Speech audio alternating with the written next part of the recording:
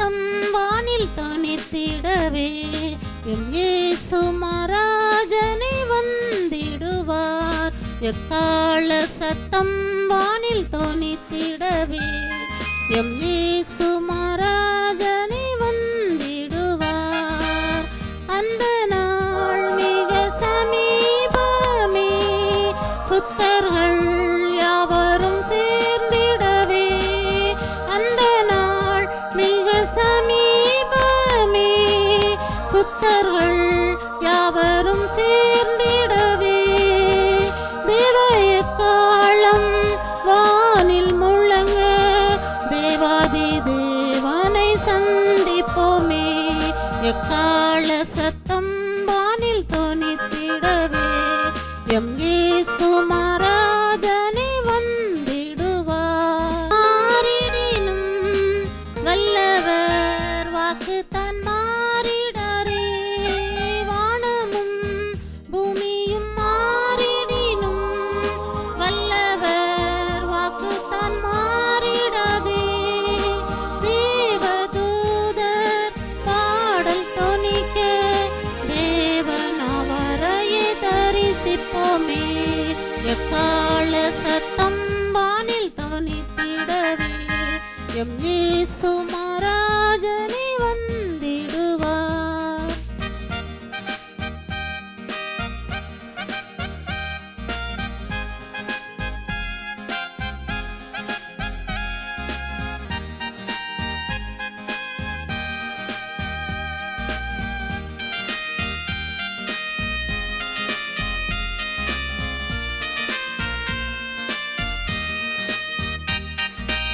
கன்னிமை நேரத்தில் மாறிடுவோம், விண்ணிலே யாவரும் சேர்ந்திடுவோம்.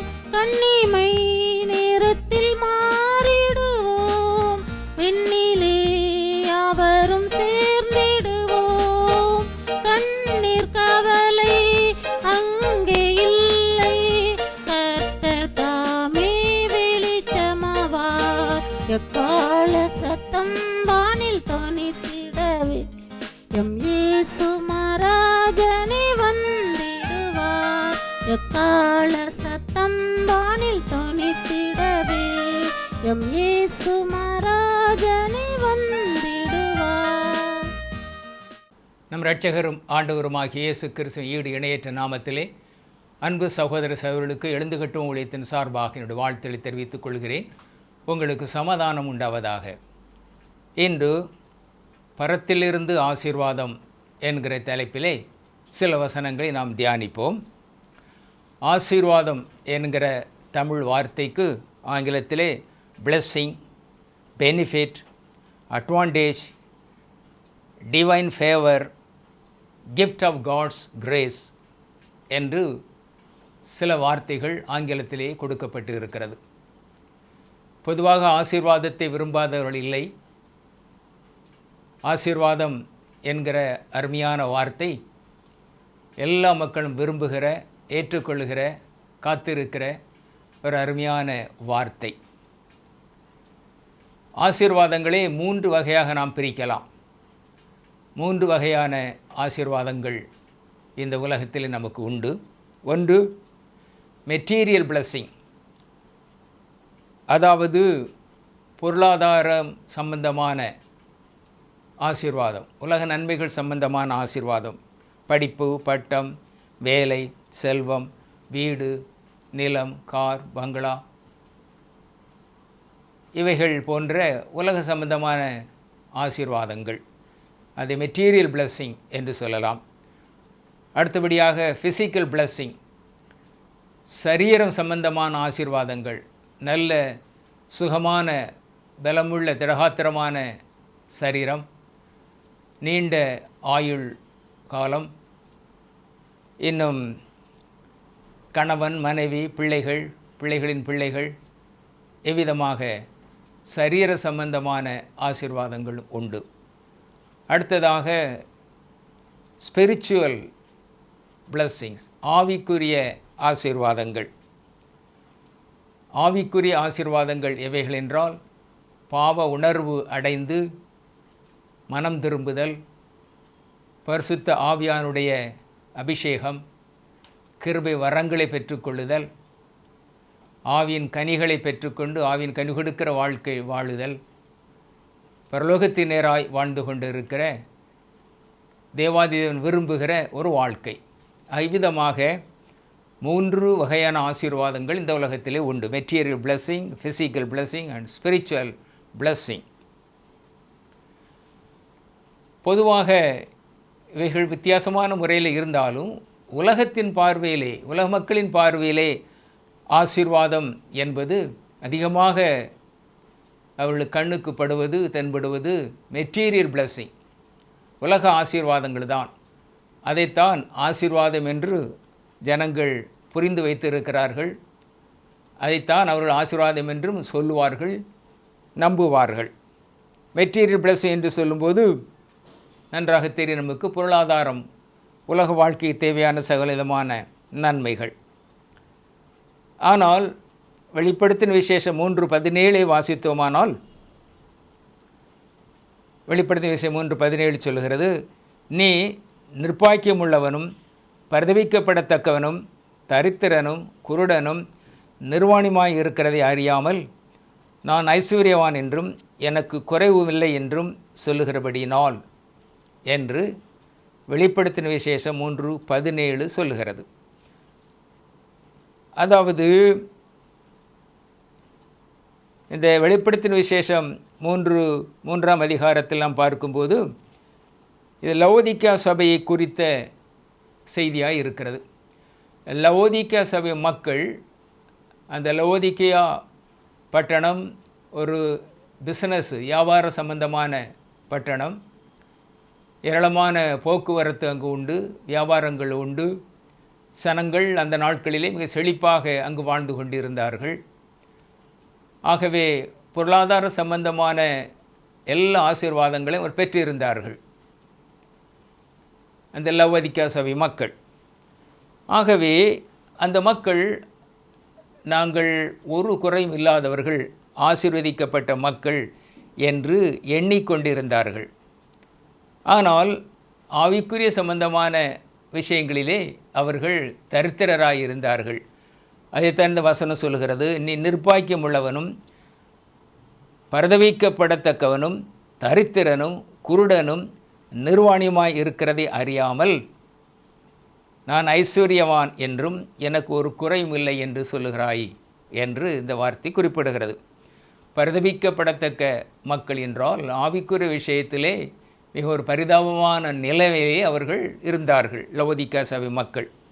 தரித்திரர்கள் என்றால் ஆவிக்குரிய வாழ்க்கையிலே ஒன்றுமில்லாதவர்களாக, ஆவிக்குரிய விஷயங்களிலே ஒன்றும் அவரிடத்தில் இல்லை. ஆகவே தரித்திரர், பணம் இல்லாதவர்களை தரித்திரர் என்கிறோம்.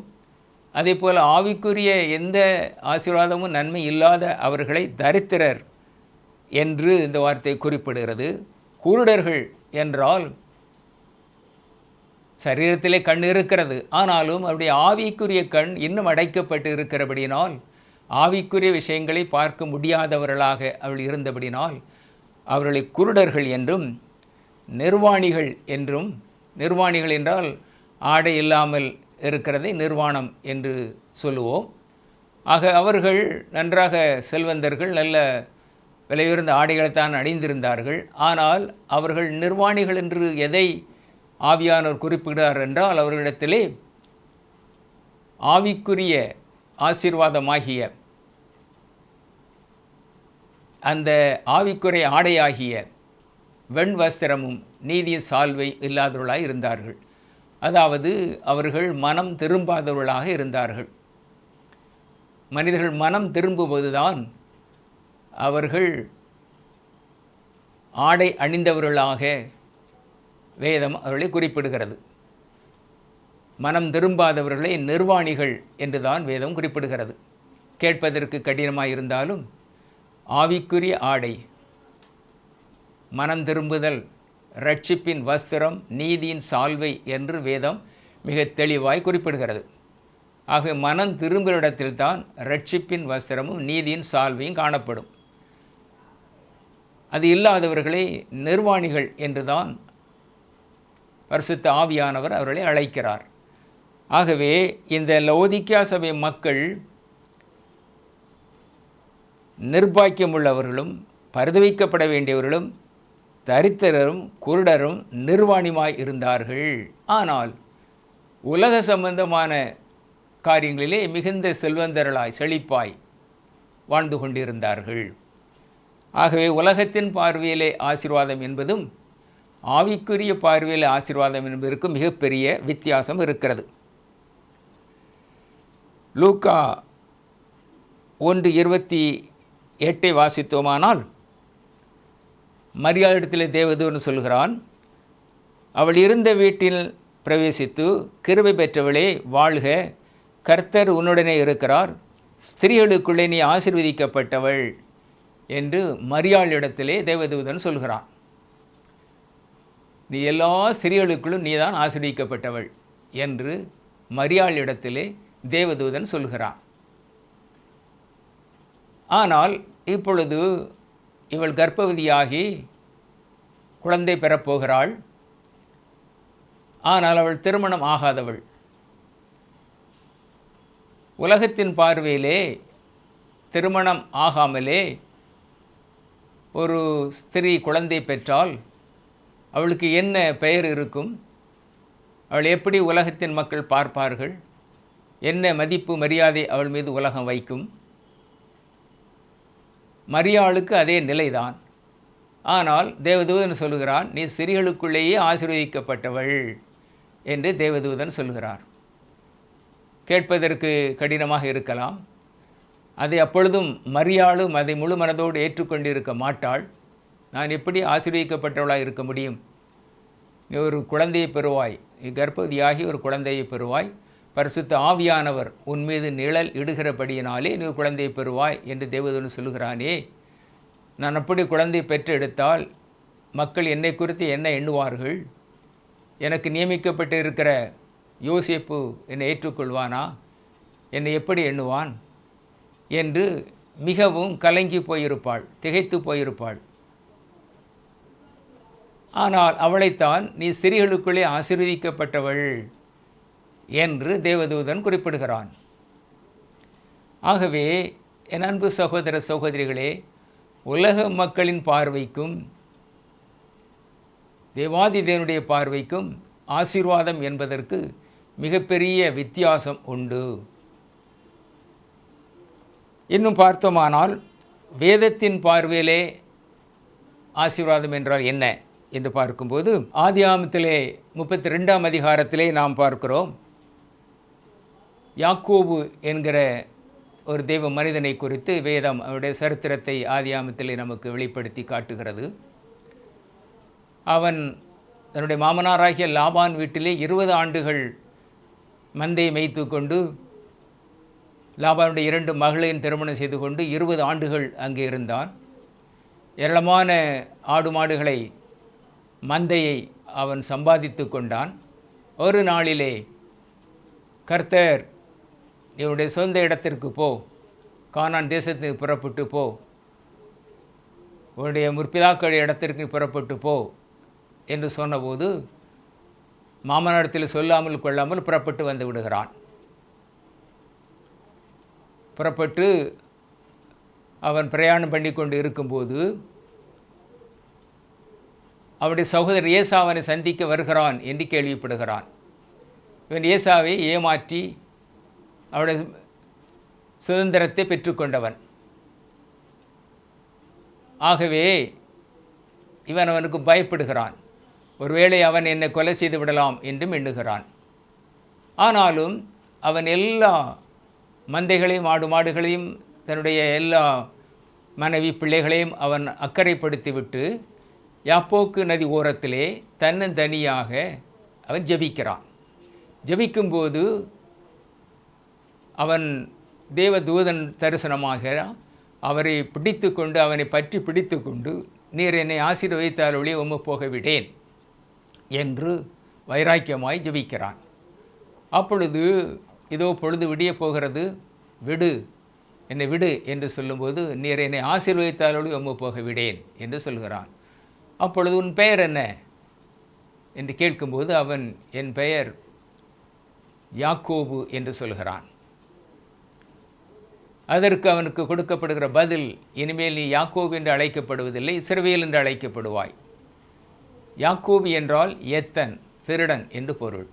இஸ்ரவேல் என்றால் தேவ பிரபு என்று பொருள். ஆகவே அவ்விதமாக அவன் அந்த நாளிலே ஆசீர்வதிக்கப்படுகிறான். அதுவரை எத்தனாய் இருந்தவன் இப்பொழுது தேவ பிரபுவாக மாறுகிறான். அதாவது யாப்போக்கு நதி ஓரத்திலே யாக்கோபு மனம் திரும்புகிறான், ரட்சிப்பை பெற்றுக்கொள்கிறான். அதுதான் உண்மையான ஆசீர்வாதம் என்று அவன் கருதுகிறான். அதைத்தான் நீர் என்னை ஆசீர்வதித்தாருளே உம்மை போகவிடேன் என்று சொல்கிறான். அவன் உலக ஆசீர்வாதங்களை கேட்கவில்லை. அது அவனிடத்தில் ஏராளம் இருந்தது. ஏராளமான ஆடு மாடுகள், வேலைக்காரிகள், 2 மனைவிமார், 11 குழந்தைகள். ஆகவே அவன் உலக ஆசீர்வாதத்தை வேண்டுமென்று கேட்கவில்லை. அவன் ஆவிக்குரிய ஆசீர்வாதத்தை, மனம் திரும்புதலை, ரட்சிப்பை கர்த்தரிடத்தில் எதிர்பார்த்து ஜெபித்தான். ஆகவே நீர் என்னை ஆசீர்வதித்தாலொழிய உம்மை போக விடேன் என்று பற்றி கொண்டு, அவரை விடாப்பிடியை பற்றி கொண்டு ஜெபித்து ஆசீர்வதிக்கப்பட்டான் என்று பார்க்கிறோம். அதுதான் வேதத்திலே ஆசீர்வாதம் என்று சொல்லப்படுவதற்கு அடையாளமாக இருக்கிறது. இன்னும் பார்த்தோமானால் தமஸ்கு பாதையிலே சவுல் சந்திக்கப்படுகிறான் தேவா இயேசு கிறிஸ்துவால். அவன் தமஸ்கு பட்டணத்திற்கு போய் அங்குள்ள எல்லா விசுவாசிகளையும் அவன் பிடித்து சிறையில் அடைப்பதற்காக போகிறான். அப்பொழுது அவன் பிரயாணம் பண்ணி கொண்டு போயிருந்தபோது நடு வழியிலே சவுலே சவுலே முள்ளில் உதைப்பது உனக்கு கடினமாம் என்ற வார்த்தை கேட்கிறது. அவன் ஒரு பிரகாசமான ஒளி அவன் முகத்தின் மேல் படுகிறது. அவன் குதிரையிலிருந்து கீழே விழுகிறான். ஆண்டவரே நீர் யார் என்கிறான். அப்படி நீ துன்பப்படுத்துகிற இயேசு கிறிஸ்து நான் தான், முள்ளில் உதைப்பது உனக்கு கடினமாம் என்ற வார்த்தை அவனுக்கு கேட்கிறது. நான் என்ன செய்ய வேண்டும் என்கிறான். நீ போ, நான் உனக்கு நீ என்ன செய்ய வேண்டும் என்பது உனக்கு சொல்லுவேன் என்று சொல்கிறார். அந்த நாளிலே இதோ நான் உமது அடியேன், நான் என்ன செய்ய வேண்டும் என்று நீர் விரும்புகிறீர் என்று சவுலாய் இருந்த அந்த மனிதன் மனம் திரும்புகிறான். மனம் திரும்பிய பவுல் மிகப்பெரிய ஊழியக்காரனாய் இயேசு கிறிஸ்துவுக்கென்று ஏராளமான சபைகளை ஸ்தாபித்து மிகப்பெரிய ஒரு அப்போஸ்தலனாய், பிரஜாதிகளுக்கு அப்போஸ்தலனாய் அவர் வாழ்ந்து இரத்த சாட்சியாக மரிக்கிறான். இதுவே வேதத்தின் பார்வையிலே ஆவிக்குரிய ஆசீர்வாதமாய் இருக்கிறது. இன்னும் பார்த்தோமானால் காட்டத்து மரத்தின் அடியிலே மரத்தில் ஏறி அமர்ந்திருந்த சகேயு, சீக்கிரமாக இறங்கி வா, நான் வீட்டிலே தங்க வேண்டும் என்று இயேசு கிறிஸ்து அவனிடத்தில் சொல்கிறார். அவன் ஆயக்காரன், வரி வசூலிக்கிறவன், ஜனங்கள் மத்தியிலே அவனுக்கு கெட்ட பெயர், யாரும் அவனுக்கு வேண்டியவர்கள் கிடையாது. மிகுந்த பொருள்களை மக்களிடத்திலே அதிகமான பணத்தை வசூலித்து மிகுந்த செல்வந்தனாய் வாழ்ந்தவன். ஆனாலும் அவன் இயேசு கிறிஸ்துவை கேள்விப்பட்டு அவரை தன் கண்களால் பார்க்க வேண்டும், அவர் எப்படிப்பட்டவர் என்று பார்க்க வேண்டும், அவரை குறித்து கேள்விப்படுகிறான். அநேக அற்புதங்களை செய்கிறார், பெரிய ஜனக்கூட்டம் அவருக்கு பின்னாலே செல்கிறது என்றெல்லாம் கேள்விப்படுகிறான். எரிகோ வந்தபோது அவரை பார்க்க வேண்டும் என்று காட்டத்தி மரத்திலே அமர்ந்திருக்கிறான். இயேசு கிறிஸ்து, அவருடைய உள்ளான மனதை அறிந்த இயேசு கிறிஸ்து மரத்துக்கடியில் வந்தது, சகேவே கீழே இறங்கி வா, இன்றைக்கு நான் வீட்டிலே தங்க வேண்டும் என்று சொல்கிறார்.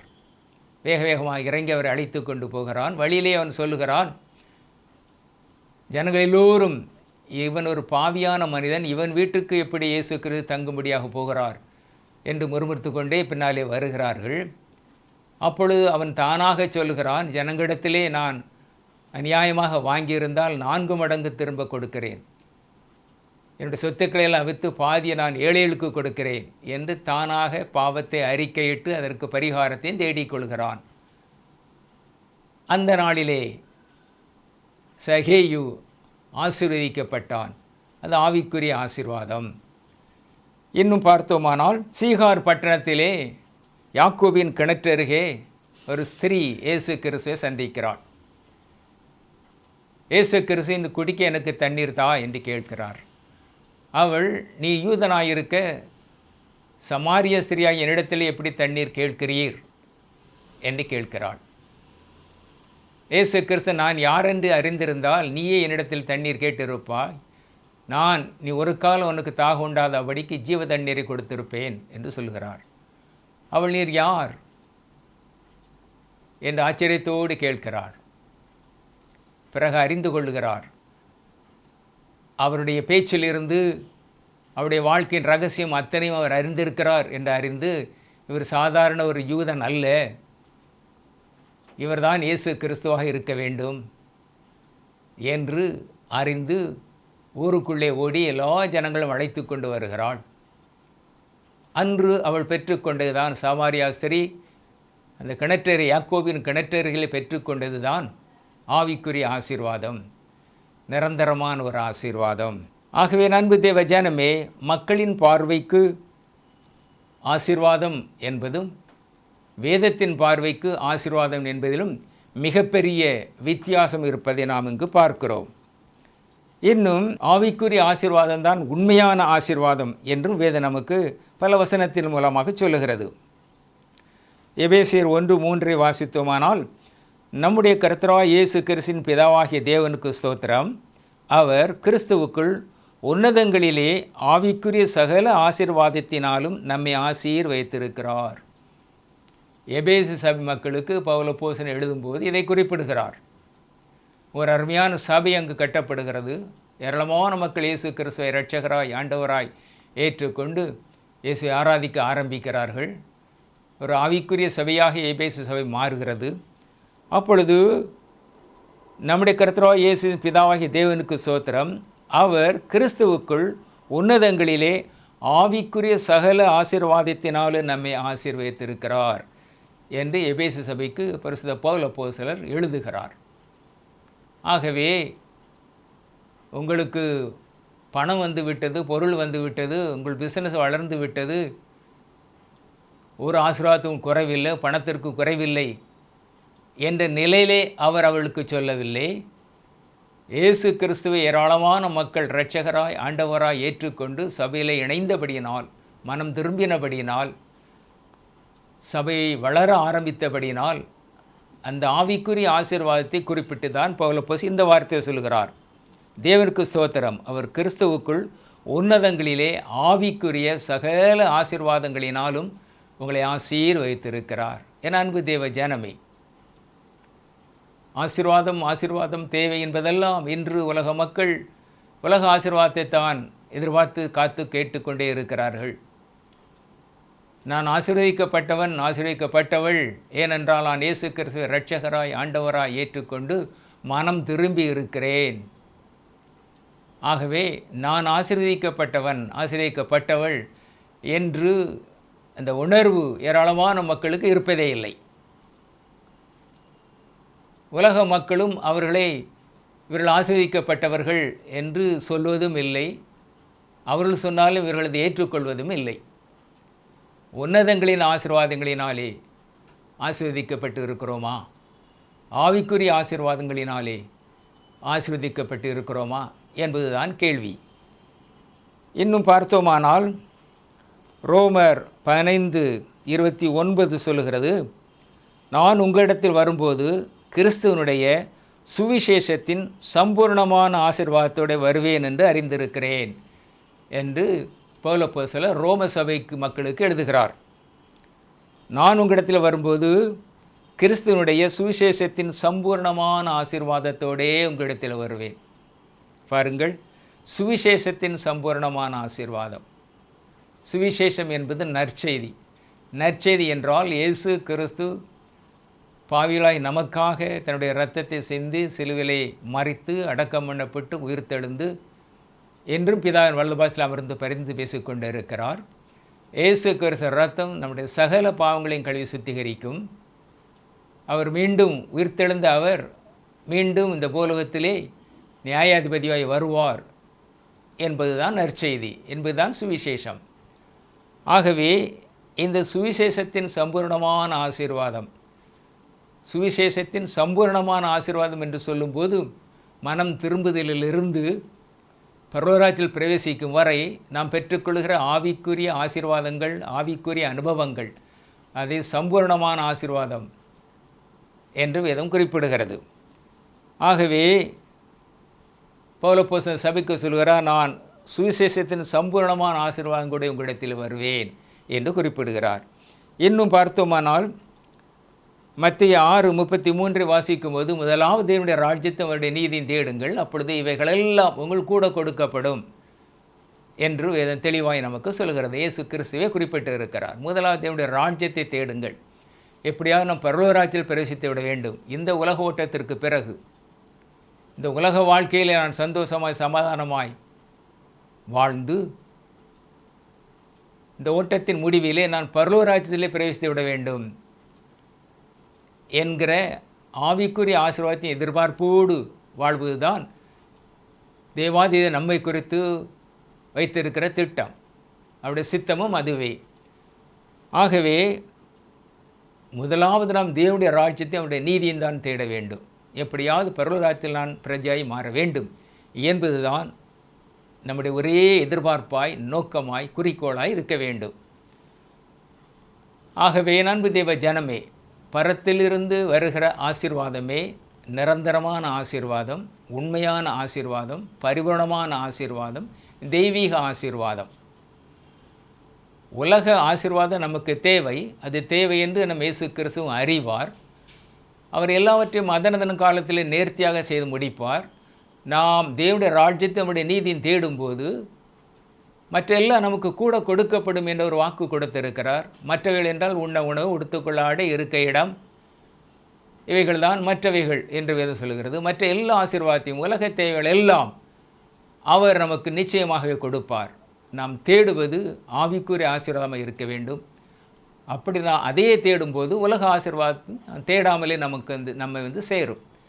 ஆகிய அன்பு தேவ ஜனமே, பரத்திலிருந்து வருகிற ஆசீர்வாதத்தை, அந்த நிரந்தரமான ஆசீர்வாதத்தை எதிர்நோக்கி பார்த்திருந்து அதே குறிக்கோளாய் கொண்டு இந்த உலக வாழ்க்கையை தொடருவோம். கர்த்தர் நம்மை பரிபூர்ணமான ஆசீர்வாதத்தினால், தெய்வீக ஆசீர்வாதத்தினால் நிரப்புவாராக. ஜெபிப்போம். மகா இரக்கமுள்ள தேவாதி தேவனே, நன்றியோடுமே நாங்கள் ஸ்தோத்தரிக்கிறோம், ஸ்தோத்தரிக்கிறோம், ஸ்தோத்தரிக்கிறோம். தேவாதி தேவன் இந்த உலகத்தில் எங்களை படைத்து, பாதுகாத்து, பராமரித்து, எங்களை ஆசீர்வதித்து காத்து வருகிறீர். அதற்காக நமக்கு நன்றி செலுத்துகிறோம். கர்த்தாவே, தேவையான உலக ஆசீர்வாதங்களையும் ஆவிக்குரிய ஆசீர்வாதங்களையும் கிருபையாய் எங்களுக்கு கட்டளையிட்டிருக்கிறீர். நன்றி செலுத்துகிறோம், ஸ்தோத்தரிக்கிறோம். கிருபையாய் இறங்கி ஒவ்வொரு உள்ளத்தில் நீ பேசும், இடைபடும் ஆவிக்குரிய ஆசீர்வாதத்தை, நிரந்தரமான ஆசீர்வாதத்தை, உன்னதமான ஆசீர்வாதத்தையே மக்கள் எதிர்பார்த்து காத்திருக்க, அதே நாட எல்லா பிள்ளைகளுக்கும் உதவி செய்வீராக. முதலாவது தேவனுடைய ராஜ்யத்தை, அவருடைய நீதியின் தேட இது பிள்ளைகளுக்கு உதவி செய்வீராக. நன்றியோடும் நாங்கள் ஸ்தோத்தரிக்கிறோம், ஸ்தோத்தரிக்கிறோம், ஸ்தோத்தரிக்கிறோம். எங்கள் அருமை இரட்சகரும் மீட்பெருமாகிய இயேசு கிறிஸ்துவின் ஈடு இணையற்ற நாமத்திலே ஜெபிக்கிறோம் எங்கள் ஜீவனுள்ள பிதாவே. ஆமேன், ஆமேன். கர்த்தர் உங்களை ஆசீர்வதிப்பாராக.